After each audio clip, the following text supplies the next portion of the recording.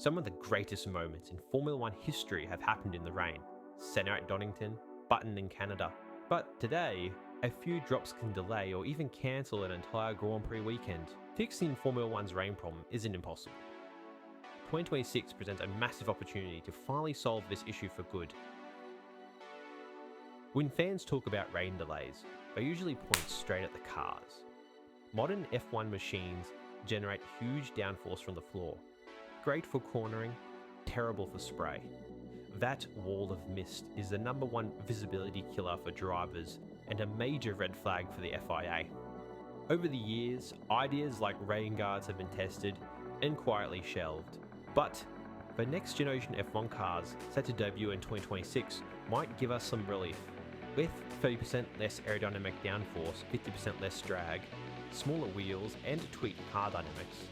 On paper, that means that 2026 cars will generate less spray in rain conditions and will produce better visibility as a result. While the equation isn't as easy as 30% less aero equals 30% less spray, it can be roughly calculated that the new cars may have a 10 to 20% improvement in visibility in wet conditions compared to the cars of now. There's even talk of the return of active aero in 2026, potentially also helping the aquaplaning issue that many drivers face in the rain today.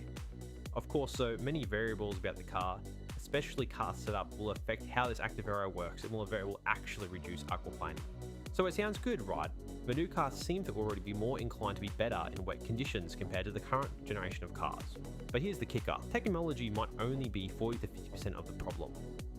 F1 has a serious procedural problem when it comes to rain racing. While the race directors and officials try their best in variable conditions, with many different factors often providing it very difficult to make the correct decision, I believe a workable wet start procedure may need to be employed to better avoid circumstances that were seen a few weekends ago in Spa, amongst many other races. Here is how a wet start procedure would go. Firstly, reform pre-race weather forecasting and analysis techniques, alongside wider event management policy to allow better flexibility for Grand Prix events, to shape schedules, to allow the GP start time to be moved forwards and backwards, to an acceptable time if there is a high confidence that the forecast is going to be grim on Sunday. Secondly, as a part of the wet procedure, all teams must start on the wet tyre compound. Every driver has 3 sets of these tyres every weekend that barely get touched all season.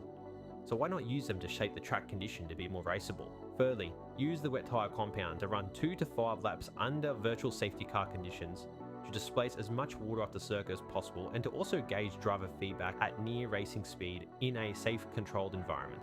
And lastly, once the track conditions are acceptable to go for a standing start, enforce the wet tyre compound for the first into the race or until track conditions improve to a state where intermediates can be used without the risk of spray or aquaplaning being a major safety concern, which may not be that many laps after this procedure, as the track has already been prepared into a suitable state for it to evolve into a track safe for intermediate tyre use with hopefully acceptable spray and acceptable levels of aquaplaning, if any, by the time the race actually gets going. Now obviously this is going to be track and weather condition dependent. You'll need to still have smart race directors and consultants there to be able to make the right decisions at the right time and also rely on driver feedback to ensure that all equities are assessed correctly. If Formula 1 embraces its new generation of 2026 cars and a wet procedure similarly proposed in this video, wet races could return to being the legendary spectacles they once were. I'm not just saying this as a fan, I'm saying this as someone who's also raced at a high level in treacherous conditions. That we almost work together to fix this problem for the sake of the sport and seek a hybrid solution to get cars back on track and racing as they should be. Rain has given us some of the greatest races in F1 history. It deserves to do so again. Now that you've seen this video, check out this one. It's another deep dive you won't want to miss. And if you ever want to ride or race in Japan, get in touch with us at Blink Services. Have a great day.